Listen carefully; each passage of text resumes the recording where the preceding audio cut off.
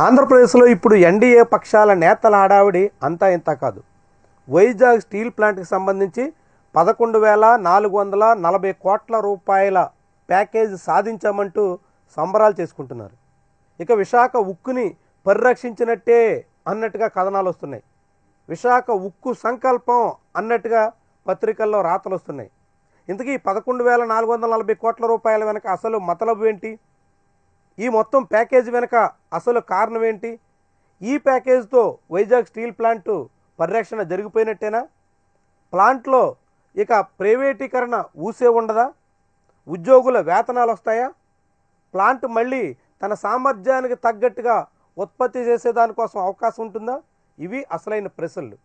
ఇక తాజాగా కేంద్రం ప్రకటించినటువంటి ఈ ప్యాకేజ్ యొక్క అసలు మతలబు ఏంటన్నది మనం పరిశీలిద్దాం.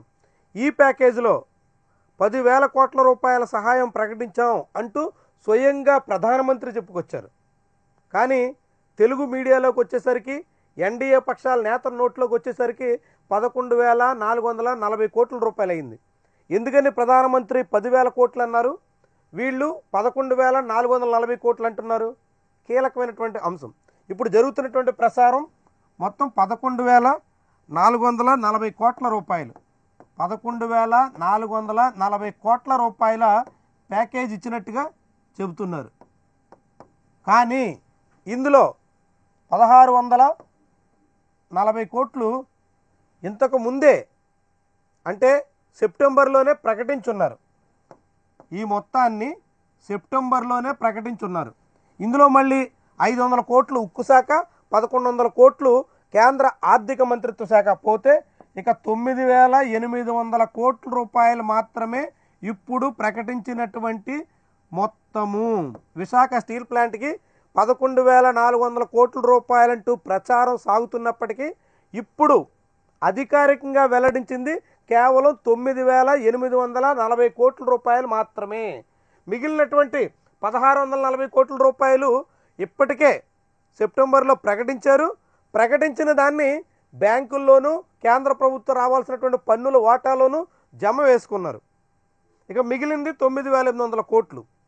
ఈ 9,800 కోట్ల రూపాయలు కూడా నేరుగా స్టీల్ ప్లాంట్కి ఇవ్వరు.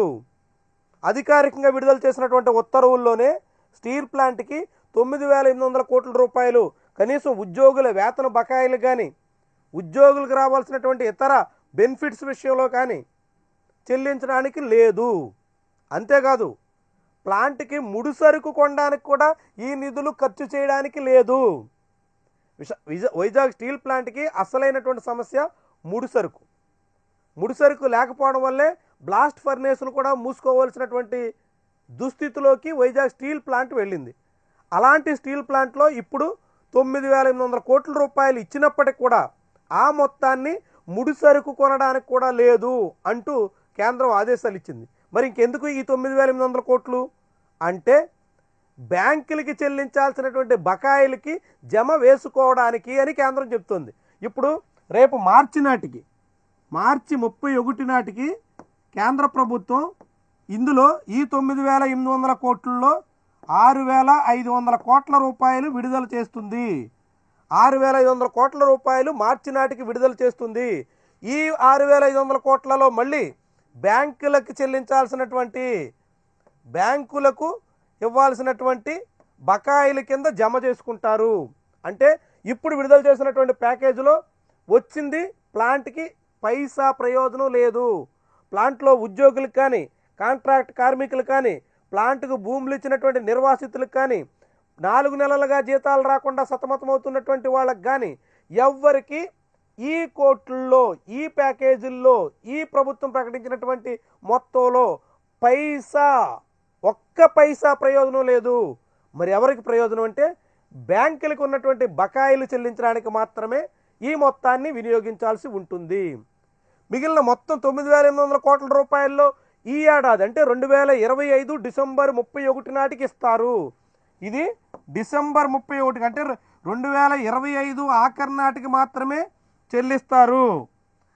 చెప్తున్నట్టుగా, అధికారికంగా చెప్తున్నట్టుగా డిసెంబర్ ఆఖరికి అంటే ఈ ఏడాది చివరికి మాత్రమే ఈ మొత్తాన్ని ఇస్తారు. ఆ ఇచ్చినటువంటి మొత్తం కూడా కేంద్ర ప్రభుత్వానికి రావాల్సినటువంటి పన్నుల బకాయిలు, బ్యాంకుల్లో ఉండాల్సినటువంటి కిస్తీలు, దాంతోపాటుగా జేఎస్డబ్ల్యూ లాంటి సంస్థలకి వైజాగ్ స్టీల్ ప్లాంట్ ఇవ్వాల్సినటువంటి మొత్తాలు ఉన్నాయి. జేఎస్డబ్ల్యూ లాంటి సంస్థ దగ్గర నుంచి ముడిసరుకు కానీ ఇతర రకాల అనేక రకాల మెటీరియల్ కానీ తెచ్చుకున్న దానికి చెల్లించాల్సినటువంటి మొత్తాన్ని ఇప్పుడు కేంద్ర ప్రభుత్వం ఇచ్చినటువంటి డబ్బులతో చెల్లిస్తారు.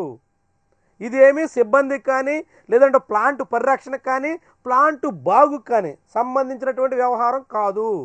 పూర్తిగా బ్యాంకుల్లో ఉన్నటువంటి బకాయిలకి జమేసుకోవడానికి, వడ్డీ కింద కిస్తీల మొత్తాన్ని కట్టుకోవడానికి, అదేవిధంగా కేంద్రానికి రావాల్సిన పన్నులు వసూలు చేసుకోవడానికి మాత్రమే ఉపయోగపడే ప్యాకేజ్. మరి ఇంకెక్కడ ప్లాంట్ బాగుండాలా? ఇంకెక్కడ ప్లాంట్ పరిరక్షించినట్టు? స్వయంగా కేంద్ర ఉక్కు గనుల శాఖ మంత్రి కుమారస్వామి వెల్లడించారు. 2021లో స్టీల్ ప్లాంట్ని 100% ప్రైవేటీకరణ చేయాలని, పెట్టుబడుల ఉపసంహరణ పూర్తిగా చేయాలని నిర్ణయించాము. అప్పట్లో రాష్ట్ర ప్రభుత్వం అసెంబ్లీలో తీర్మానం చేసి అడ్డుకుంది. అంటే జగన్మోహన్ రెడ్డి హయాంలో అసెంబ్లీ తీర్మానం ద్వారా వైజాగ్ స్టీల్ ప్లాంట్ని అడ్డుకున్నారు ప్రైవేటు పరం కాకుండా అంటూ కేంద్ర మంత్రి 2 రోజుల నాడు ప్రకటించారు. దాని అర్థం ఏంటి? అప్పటి ప్రభుత్వం వైజాగ్ స్టీల్ ప్లాంట్ని ప్రైవేటు పరం కాకుండా అడ్డుకుంది. మరి ఇప్పుడు ప్రభుత్వం ఏం చేస్తుంది? ప్రైవేటీకరణకి ముందు ప్లాంట్కి సంబంధించినటువంటి బకాయిలన్నీ చెల్లించడానికి కేంద్ర ప్రభుత్వం డబ్బులు ఇచ్చి ప్రైవేటు వాళ్ళకు ఉన్నటువంటి బకాయిలన్నీ తీర్చే ప్రయత్నం చేస్తుంది. అంటే ప్లాంట్ని ప్రైవేటు పరం చేయడానికి సిద్ధం చేస్తోంది. ఇప్పటికీ వీఆర్ఎస్ ప్రక్రియ ఆగలేదు, ఇప్పటికీ బకాయి జీతాలు రాలేదు, కాంట్రాక్ట్ ఉద్యోగుల తొలగింపు ప్రక్రియ నిలిచిపోలేదు. ఈ నెలాఖరులోగా సుమారుగా దాదాపుగా ఉన్నటువంటి కాంట్రాక్ట్ కార్మికుల్లో 2000 మందిని వీలైనంత వేగంగా తొలగించాలని ఆల్రెడీ ఆర్ఐఎన్ఎల్ మేనేజ్మెంటు సిద్ధపడుతోంది. దాంతోపాటుగా ఈ ఏడాది నాటికి 1200 మంది కాంట్రాక్టు రెగ్యులర్ ఉద్యోగులు రిటైర్ కాబోతున్నారు. వీఆర్ఎస్ తీసుకున్నటువంటి వాళ్ళు మరొక 1000 మంది ఉంటారు. అంటే 2000 మంది ఉద్యోగుల్ని ఈ ఏడాది ఆఖరి నాటికి సాగనంపబోతున్నారు. ఉద్యోగులకి వీఆర్ఎస్ ఇచ్చి లేదంటే రిటైర్మెంట్ తర్వాత సాగనంపేసి కాంట్రాక్ట్ ఉద్యోగుల్ని తొలగించి ఇలాంటి ప్యాకేజీల ద్వారా ప్రైవేట్ సంస్థలకు ఉన్నటువంటి బకాయిలన్నింటినీ కవర్ చేసి ప్లాంట్ని ప్రైవేటు పరం చేయడానికి సన్నాహాలు చేస్తున్నారు. ఆ ప్రైవేటు పరం చేయడానికి మేకపోతుని బలి ఇవ్వడానికి ముందు అందంగా తయారు చేసినట్టుగానే ఇప్పుడు ప్లాంట్ని బలి ఇవ్వడానికి తగ్గట్టుగా సిద్ధం చేస్తుంటే ఇదే మా ఘనత, ఇదే మా గొప్ప, పాలాభిషేకాలు చేయండి, మా వల్లే ఇది వచ్చింది అని ఆంధ్రప్రదేశ్లో కూటమి నేతలు డప్పు కొట్టుకుంటున్నారు. ఇది కాదా జరుగుతుంటా? కర్ణాటకలో కుమారస్వామి ఏరియాలో ఉన్నటువంటి ప్లాంట్కి 15,000 కోట్ల రూపాయల ప్యాకేజ్ ఇచ్చారు. మరి ఆంధ్రప్రదేశ్లో ఉన్నటువంటి అతిపెద్ద స్టీల్ ప్లాంట్కి, అంటే ఆ ప్లాంట్ కన్నా సుమారు 7-8 రెట్లు పెద్దగా ఉన్నటువంటి ప్లాంట్కి 9,800 కోట్ల రూపాయలు ప్యాకేజ్ ఇచ్చి దాన్ని 11,440 కోట్ల రూపాయలుగా చిత్రీకరించి జనాల్ని మభ్య పెట్టాలనుకోవడం ఏమనాలి దీన్ని? పైగా అది కూడా 2025 డిసెంబర్ నాటికి వీఆర్ఎస్ తీసుకుని వెళ్ళిపోతున్నటువంటి సిబ్బందికి కానీ రిటైర్ అయినటువంటి వాళ్ళకి కానీ సెటిల్మెంట్ చేయడానికి తప్ప ప్లాంట్ బాగు కోసం కాదు. ప్లాంట్లు బకాయిలు ఉన్నటువంటి దాన్ని బుక్ అడ్జస్ట్మెంట్ చేసుకోవడం తప్ప ప్లాంట్ ఉద్ధరణకు కాదు. ప్లాంట్ ఉద్ధరణ కంటే సొంత గనులు కేటాయించాలి, సెయిల్లో విలీనం చేయాలి, వీఆర్ఎస్ ఆపేసి కాంట్రాక్ట్ కార్మికుల తొలగింపు నిలిపివేసి పెండింగ్ బకాయిలు చెల్లించి ప్లాంట్ పూర్తి స్థాయి సామర్థ్యంలో నడపడానికి ఏర్పాట్లు చేయాలి. ఇదేమీ లేకుండా చివరికి 2021లో తీసుకున్నటువంటి నిర్ణయం ప్రైవేటు పరం చేయాలి, 100% డిజిన్వెస్ట్మెంట్ జరగాలి అని తీసుకున్నటువంటి నిర్ణయం ఉపసంహరించుకోకుండా ప్లాంట్ని కాపాడతాం, ప్లాంట్ని ఉద్ధరిస్తున్నాం, ప్లాంట్ బాగుపడిపోయింది అని చేస్తున్నటువంటి ప్రచారాలన్నీ బూటకం తప్ప ఇంకేమనాలి? ఇదంతా జనాన్ని నమ్మించి వంచే ప్రయత్నంగా మనం భావించాలి. ప్లాంట్కి 11,000 కోట్ల రూపాయలు ఇచ్చినప్పటికి కూడా వైజాగ్ స్టీల్ ప్లాంట్ని కాపాడలేకపోయినటువంటి బాధ్యత సిబ్బందిది, ఉద్యోగులది, కాంట్రాక్ట్ ఉద్యోగులది తప్ప ప్రభుత్వాన్ని కాదు అని జనాన్ని నమ్మించే ప్రయత్నం ప్రస్తుతం జరుగుతోంది.